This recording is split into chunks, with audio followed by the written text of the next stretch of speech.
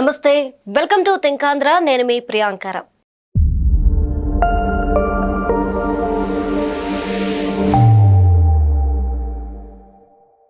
వైఎస్ఆర్సీపీ ఎప్పుడు చూసినా గానీ రెండు నాలుకల ధోరణి ప్రదర్శిస్తూనే ఉంటుంది. ఇది ఎప్పటికప్పుడు బయటపడుతూనే ఉంది. ప్రజలు కూడా ఏం మాట్లాడుతున్నారు అనేది అర్థం చేసుకునే ప్రయత్నం చేస్తున్నారు. ఈ రోజు అంటే ఏదైతే శాసన మండలిలో జరిగిన సమావేశం ఏదైతే ఉందో దీంట్లో వైఎస్ఆర్సీపీ మరొకసారి ఇరుకున పడింది. అలానే వారి యొక్క ధోరణి ఏ విధంగా ఉంటుంది అనే దానికి నిదర్శనంగా నిలిచింది. ఏదైతే నిన్న పయ్యావుల కేశవ్ గారు అలానే బొత్స సత్యనారాయణ గారి మధ్య సంభాషణ ఏదైతే ఉందో ఇప్పుడు కాస్త చర్చనీయాంశంగా మారింది. అసలు ఏం జరిగింది, బొత్స గారు ఏమన్నారు, దీనికి సంబంధించి మనతో మాట్లాడడానికి ప్రముఖ పొలిటికల్ అనలిస్ట్ అప్పసాని రాజేష్ గారు ఉన్నారు. ఆయనతో మాట్లాడదాం. నమస్కారం సార్. నమస్కారం సార్, శాసన మండలిలో ఏదైతే జిఎస్టీ సంస్కరణ 2.0 ఉందో దీనికి సంబంధించి బిల్ పాస్ అయింది, ఆమోదించారు. ఈ దానిలో బొత్స గారిని కేశవ్ గారు అడిగారు, మీరు ఆమోదిస్తున్నారా అనే దానికి ఆయన సమాధానం చెప్పకుండా దాటవేసే ప్రయత్నం చేశారు.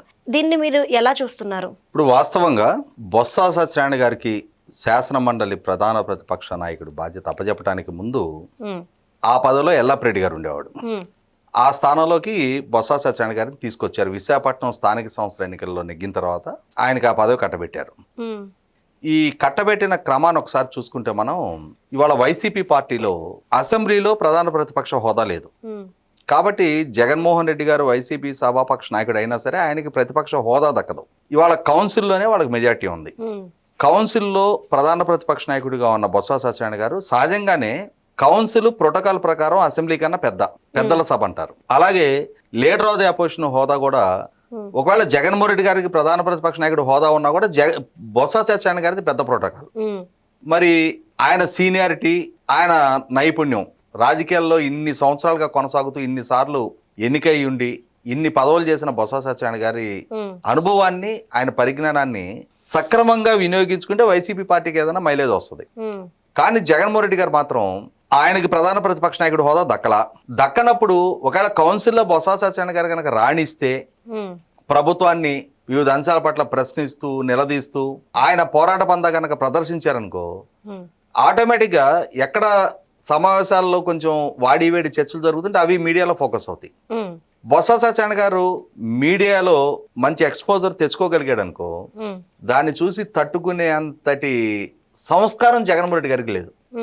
నేను సంస్కారం అనే మాట ఎందుకంటున్నానంటే పార్టీ నాయకుడిగా ఉన్నప్పుడు, ఆయనే పార్టీ అధ్యక్షుడైనప్పుడు తన పార్టీలో ఎవరైనా నాయకులు సభలో రాణిస్తే, బాగా ప్రసంగించగలిగితే, ప్రభుత్వాన్ని నిలదీస్తే, ప్రభుత్వం నుంచి సమాధానాలు రాబట్టగలిగితే అది అంతిమంగా తన పార్టీకి అడ్వాంటేజ్ అవుద్ది. కానీ జగన్మోహన్ రెడ్డి గారికి పార్టీకి అడ్వాంటేజ్ కాదు, ఆయనకు కావాల్సింది ఏ నాయకుడు తనకన్నా మెరుగ్గా రాణించారు, తనకన్నా మెరుగ్గా వ్యవహరించారు అన్న దాన్ని ఆయన జీర్ణించుకోలేడు. కాబట్టి ఏం చేస్తాడు ఆయన, ఎలా అయినా సరే వీళ్ళని సమాజం దృష్టిలో ఒక కామెడీ పీసులుగా చేయాలని చెప్పని చూస్తాడు. దానిలో భాగంగానే ఇప్పుడు బొత్స సత్యనారాయణ గారిని కూడా ఒక కామెడీ పీస్గా తయారు చేస్తున్నాడు పదే. ఏం జరిగింది నిన్న, ఇప్పుడు 22వ తారీఖు నుంచి జిఎస్టీ సంస్కరణ అమల్లోకి వచ్చినాయి. గతంలో ఉన్న 5, 12, 18, 28 జిఎస్టీ స్లాబుల్ని పర్సంటేజ్ల జిఎస్టీ స్లాబుల్ని సరళీకరించి ఇప్పుడు 4 స్లాబుల స్థానంలో 2 స్లాబుల్లోకి తీసుకొచ్చారు. 5, 18 2 స్లాబులు మిగిలినాయి. ఇవాళ గతంలో ఉన్న 12, 28 స్లాబులు రద్దు చేశారు. దీనివల్ల ఏమైపోయిందంటే దీనికి తోడు గతంలో 12 స్లాబ్లో ఉన్న, 18 స్లాబ్లో ఉన్న, 5 స్లాబ్లో ఉన్న చాలా వస్తువులు సేవల్ని ఇప్పుడు 0లోకి తీసుకొచ్చారు. 12లో ఉన్న వాటిని 5లోకి తీసుకొచ్చారు. 18లో ఉన్న వాటిని 5లోకి తీసుకొచ్చారు. 28లో ఉన్న వాటిని 18లోకి తీసుకొచ్చారు. దాని పర్యవసానం పన్ను భారం తగ్గేటప్పటికి చాలా వస్తువులు, చాలా సేవలు చౌకగా అయినాయి. ఒక విప్లవాత్మకమైన మార్పు అది.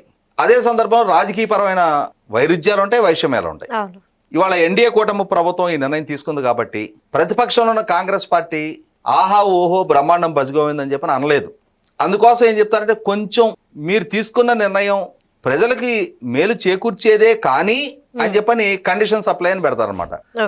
ఇప్పుడు మీరు మేలు చేకూరుస్తున్నారు అని అంటే ఇన్ని సంవత్సరాలుగా మీరు దోపిడీ చేశారని అర్థం కదా.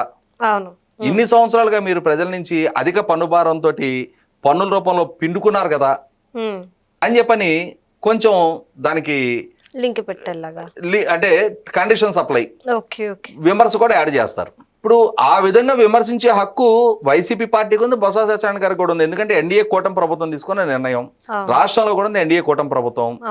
కాబట్టి వాళ్ళ మాటలతోటి వాళ్ళ ప్రతిపాదనలతోటి ఏకీభించాల్సిన అవసరం వీళ్ళకి లేదు. బొత్స సత్యనారాయణ గారు కూడా ఒక కన్స్ట్రక్టివ్ అపోజిషన్ గా తాను కూడా బిజినెస్ అడ్వైజరీ కమిటీ మీటింగ్ లో మేము ఈ బిల్లుని అపోజ్ చేస్తామని చెప్పని, ఏం జరిగింది, కేంద్ర ప్రభుత్వం ఈ బిల్లు తీసుకొచ్చింది, నిన్నటి నుంచి ఆ విధానం అమల్లోకి వచ్చింది. ఆంధ్రప్రదేశ్ రాష్ట్రంలో కూడా ఉంది ఎన్డీఏ కూటమి ప్రభుత్వమే కాబట్టి రాష్ట్ర ప్రభుత్వం కూడా ఆ బిల్లుని అడాప్ట్ చేసుకుంటూ రాష్ట్రంలో కూడా ఈ సరళీకరించిన పన్నుల విధానాన్ని అమల్లోకి తీసుకొస్తూ ఈ బిల్లుని అమల్లోకి తీసుకొచ్చిన నరేంద్ర మోడీ గారికి ధన్యవాదాలు తెలిపే ఒక తీర్మానం పెట్టారు. నరేంద్ర మోడీ గారికి, నిర్మలా సీతారామన్ గారికి. ఇవాళ ప్రభుత్వం ద్వారా ప్రతిపాదించబడ్డ ప్రతి బిల్లుకి నువ్వు మద్దతు తెలపాలంటే తెలపవసరలా, నీకు ఒక రాజకీయ విధానం ఉంచుకోవాలి, ఆ విధానం ప్రకారం నువ్వు అడుగులేసే హక్కు నీకుంది. అయితే ఇక్కడ బొత్స సత్యనారాయణ గారు బిజినెస్ అడ్వైజరీ కమిటీ మీటింగ్ లో ఈ బిల్లుని మేము వ్యతిరేకిస్తున్నామని చెప్పారంట. చెప్పగానే పయ్యావుల కేశవ్ గారు అప్పుడే చెప్పారంట, ఇది వ్యతిరేకించడం మీతో కాదు, ఎందుకంటే వెన్నెముకతోటి నిర్ణయాలు తీసుకునే అధికారం మీకు లేదు, మీరు మీ ఆత్మగౌరవాన్ని ఎప్పుడూ ఎక్కడో తాకట్టు పెట్టేసుకున్నారు, ఇవాళ కేంద్ర ప్రభుత్వం ద్వారా ప్రతిపాదించబడ్డ ఈ బిల్లుకి వ్యతిరేకంగా మీరు ఓటు వేయలేరు అని చెప్పని చెప్తే, లేదు మేము వ్యతిరేకిస్తామని చెప్పని చెప్పారు ఆయన.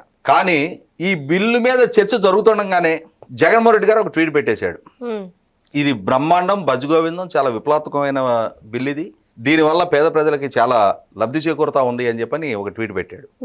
అంటే ఏంటి అర్థం, అక్కడ బొత్స సత్యనారాయణ గారేమో విభేదించేటట్టు, పార్టీ అధ్యక్షుడు జగన్మోహన్ రెడ్డి గారేమో బ్రహ్మాండం బజ్గోవిందం అని చెప్పని భజన చేయటం. ఇదే అంశాన్ని కేశవ్ గారు ఇందాక బిజినెస్ అడ్వైజరీ కమిటీ మీటింగ్ లో మీరు ఈ విధంగా ప్రస్తావించారు, ఇప్పుడు మీరు మద్దతు ఇస్తున్నారా ఇవ్వట్లేదా?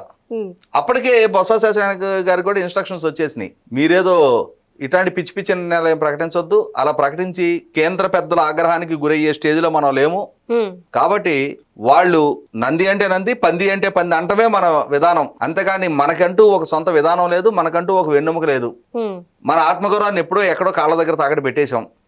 కాబట్టి మీరేం తొందరపడి బిల్లుని తోటి విభేదిస్తున్నాము, వ్యతిరేకిస్తున్నాము అన్న అసందర్భపు ప్రతిపాదనలు చేయొద్దని చెప్పి ఆయనకి ఇన్స్ట్రక్షన్స్ వచ్చేసినాయి.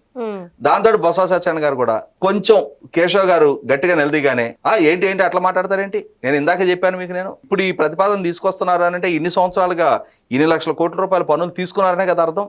అయినా సరే ఇప్పటికైనా కూడా ఆ వెంకటరమణమూర్తి అనుగ్రహంతో, ఆ శ్రీరామచంద్రమూర్తి ఆశీస్సులతోటి మీరు ఎన్నెన్నో తీసుకున్నారు కాబట్టి మేము స్వాగతిస్తున్నామని చెప్పాం కదా. బిజినెస్ అడ్వైజరీ కమిటీ మీటింగ్ లో స్వాగతిస్తున్నామని చెప్పలేదు, కానీ అసెంబ్లీ లోపలికి వచ్చి స్వాగతిస్తున్నామని వాళ్ళ సొంత విధానానికి భిన్నమైన విధానాన్ని ప్రకటించాల్సిన కర్మ వాళ్ళకి పట్టింది.